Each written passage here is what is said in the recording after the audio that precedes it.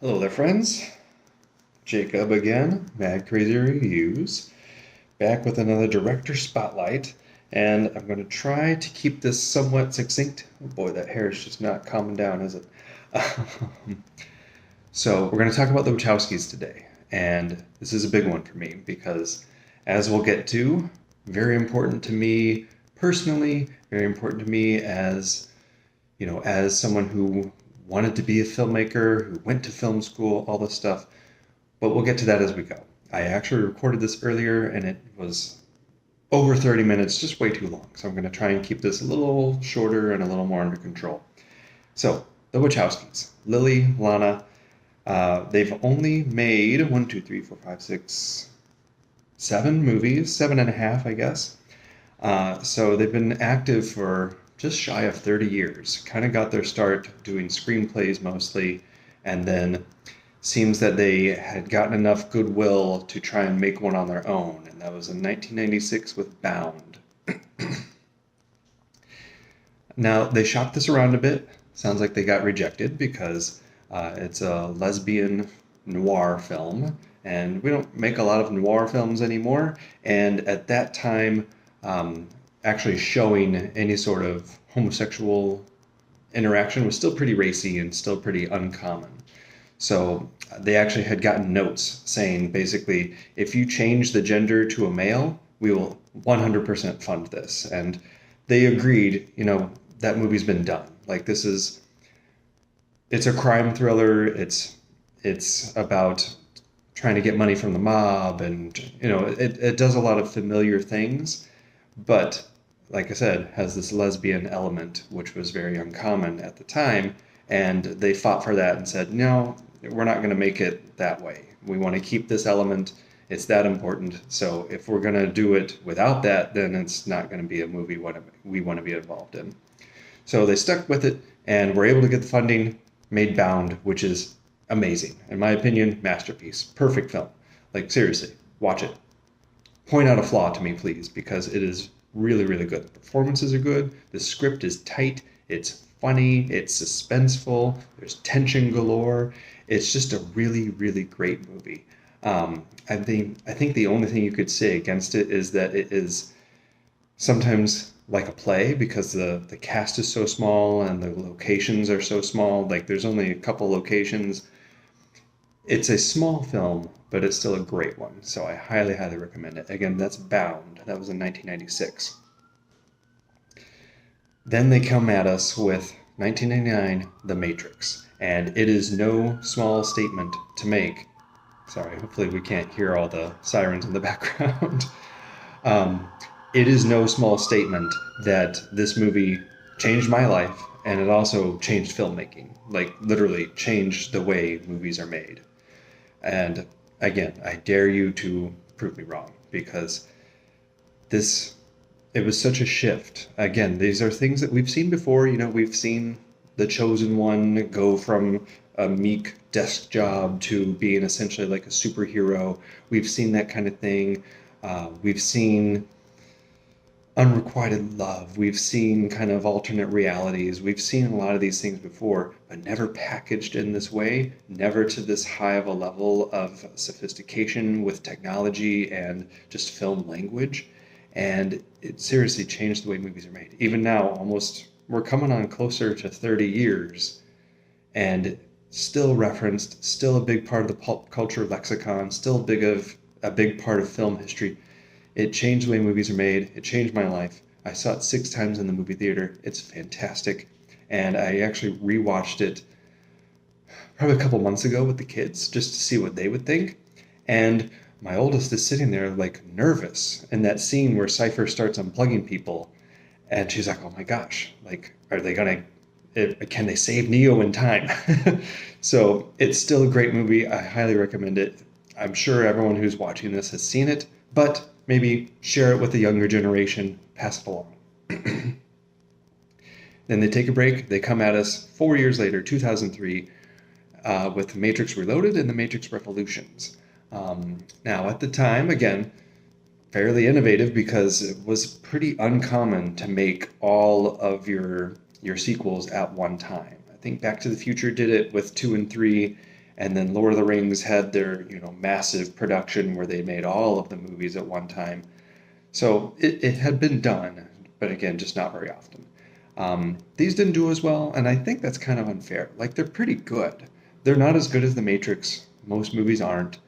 Um, they're not as innovative. Like, they started kind of messing around and experimenting with what they refer to as virtual cinematography, which, I mean, Avatar wouldn't really exist without virtual cinematography.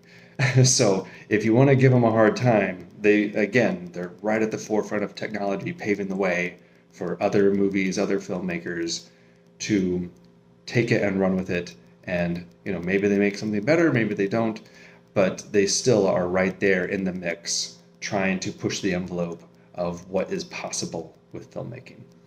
So again, Matrix Reloaded, I think is pretty good. Yes, I don't like the rave scene in the cave, and there's some stuff that doesn't work, but when it works, it's fantastic. Like that scene on the highway, that chase sequence, the big action sequence there. And then with the chateau, all the kind of hand-to-hand stuff, it's just some really good stuff.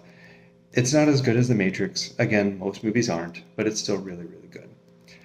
Matrix Revolutions, I will admit, not so good. Unfortunately, it takes a long time to get going, and a lot of the real world stuff isn't so interesting. A lot of the tropes about essentially, the army fighting the bad guy aren't very interesting. But it all builds up to one of the best sequences in the entire series, that fight between Neo and Smith at the very end. I think it's called Neo Demerung. I think that's the music cue. But oh, that sequence is fantastic. It's like watching a comic book or an anime brought to life. Um, Now, some of the effects haven't aged as well as we would hope, but they're still really exciting. It's still really well choreographed, really well timed. Something that the Wachowskis are really good with is pacing. Like, they know how to kind of build up the tension in the story and then just let things happen, let the action happen. And then when they're doing an action scene, they've got it's almost like a dance. Like, you can tell when they want to speed it up, they speed it up. When they want to slow it down, they slow it down. When they want slow motion, it's perfect. It's perfectly timed. So the sense of pacing is really, really excellent. Now, this one here, V for Vendetta, that was 2005. My understanding is that, so let me rephrase that. They're not the official directors on this film. They are not listed as the director. I think that's James McTeague or something like that. They were involved with the script, and I think they're also like producers or something. This is an adaptation of the Alan Moore graphic novel, V for Vendetta. But if you read anything about this movie, anything about the making of this movie, the Wachowskis were very heavily involved. It sounds like they were essentially co-directors, or if not actually directing, again, very heavily involved. And if I remember correctly, James McTeague was like one of their assistant directors in the past. So it makes sense that they have this working relationship. So I find it very easy to believe. And again, that's kind of what was said. And I think the idea was to kind of try to regain some goodwill after so much bad blood from the Matrix sequels. Again, unfair. Check them out. V for Vendetta, for what it's worth, it's pretty good. I mean, I think it's a little dull, frankly, but it's fine. There's some good stuff in it. You get Hugo Weaving gets to give lots and lots of speeches, and he's fun to listen to. And there's some cool stuff there. It's just a bit more derivative than I think we would prefer. Now, Speed Racer. Speed Racer is 2008. This is something I actually had not seen until kind of trying to do the prep for this, because I like to rewatch everything, or again, watch the ones I haven't seen before. This was a flop. It was one of their biggest failures for sure, at least financially. But artistically, this movie is fantastic. I think the problem is it was so far ahead of its time, no one really knew what to do with it. Even now, so this is made in 2008. We are coming up on, what would that be? 17 years later, almost 20 years after the movie was made, we still, in my opinion, have not caught up with this movie. Like, it's doing such interesting, bold, unusual things with film language and film grammar, that we still don't quite know what to make of it. So I don't think I mentioned it before, but the Wachowskis, they're Chicago kind of locals. I don't think they still live here, but they know the city very well. They went to Chicago Art Institute quite a bit, Field Museum, lots of museums. And if you pay attention to the street names in their movies, they're all like Chicago streets, like very famous Chicago streets. So my understanding is that when they made Speed Racer, they wanted to essentially have like Picasso brought to life, like Picasso and film. So that's why you have a lot of close-ups, which are kind of straight on, but then you also have sometimes the same actor's face, sometimes a different actor, but they're in conversation from a different angle. And so you get these different perspectives of the same face, of the same conversation, which is very, very unusual. And sometimes, it's almost like a collage, like things will shift from one actor to the other, or it'll just kind of move around, and you have different things going on in the background. It's incredibly unusual, but in my opinion, really, really cool, really, really underrated. A lot of people refer to this as kind of an unsung masterpiece or one of their most unappreciated masterpieces. I don't know if I'd use the word masterpiece, but it is really, really good, really, really interesting, and definitely worth your time. So please check it out. Next up, we have in 2012, Cloud Atlas. Now, Cloud Atlas is based on a book by David Mitchell. The book is fantastic. It was nominated for a bunch of awards, and it's one of those books that is doing something structurally which is really interesting and really innovative. But also, when you finish that book, you're going to come away and like, oh, well, there's no way this could be a movie. It's just not possible. So it has like this nesting doll structure where essentially you start off with one story and then it stops. You move right to another story and then it stops. And then you move to another story and then it stops. You kind of work your way down. I think there's six stories. And then you read that last one, the sixth one, all the way through.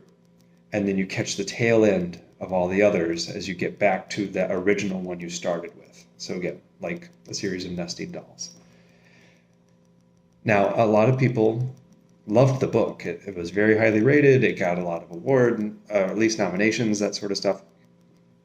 But again, how do you put that into a film, right? So what's really cool and what's really amazing and I think really effective. See, I think the Wachowskis have three masterpieces, like unquestionably: Bound, The Matrix, and Cloud Atlas. So what was really cool about Cloud Atlas was they took that idea and essentially translated it to using this small group of actors, but having them play a similar type of character in each story, even though it's a different character. Sometimes it's a different gender, sometimes it's a different race, sometimes it's just a wildly different appearance, even if it is the same race. Like, they really wanted to make distinct characters, but again, with the same actor playing those roles, and then also generally kind of the same type of character. Like Hugo Weaving, they've used quite a few times in their film careers, and he is always this kind of villainous authority figure. You have Tom Hanks, who actually undergoes the most change. Like, he's kind of a villain at times, he's kind of a coward, he's kind of a hero. You have, gosh, I'm sorry, all these sirens in the background. You have James Darcy, who's kind of this like supporting and almost like fatherly to a lot of different characters. Like, he's very supportive and loving and nurturing. So it's really, really effective. I'm doing a terrible job describing it, but again, in my opinion, it's one of their masterpieces. Definitely check it out. The worst thing you can say about it is that some of the makeup effects have aged poorly. And, when you're taking these kinds of chances and when you're doing something this bold, like, you have at some points in the story Halle Berry playing a white woman, or you have someone like Ben Whishaw, pale white man playing a woman of color. Like, you're making some bold choices, and they got some flack for some of those choices, but in my opinion, it works, and it works for the story they're telling. And I actually think it works better than the novel for as far as what they're trying to accomplish. But, some people disagree, but they're wrong. Next up, 2015, Jupiter Ascending. Now, this one, in my opinion, is their only bad movie. Now, some of these, like I said, as we've gone through here, have their weak spots. Everything has a weak spot. In my opinion, Jupiter Ascending is the only one that is just out and out bad. Um, it seems like they were trying to kind of bring to life some sort of high fantasy. It feels almost like an adaptation of a fantasy video game in a way. I don't know how else to describe it. So it's got its own mythology. It's got different like classes of characters. It has like made up races of characters. We have this stuff which is sort of sci-fi with like intergalactic travel, interstellar travel, just a lot of different elements that might be like okay on the page if you were to read this in like, I don't know, like a Tolkien novel or maybe like a Brandon Sanderson novel. But here on the screen just didn't work in my opinion. I was not a big fan. And then we finally come back to The Matrix Resurrections. Now, Matrix Resurrections, it's already been 4 years, which is really hard to believe. This was another one I think people just didn't know what to do with. And to be fair, I forget which one was the director, but this is the only thing in the filmography that has only one of the Wachowskis directing. I believe it was Lana, but I'm not 100% sure. In any case, what's really interesting about this movie is that it completely just essentially takes that familiar iconography, symbology, all this stuff from the Matrix trilogy and just like rips it apart, completely undoes it. And it's almost like Lana, if I'm correct at that, it's Lana, decided to just take a grenade, pull the pin, and throw it at the Matrix, and then see what happened because it completely, again, just splinters the whole thing. I actually think it's pretty cool. I really like this movie.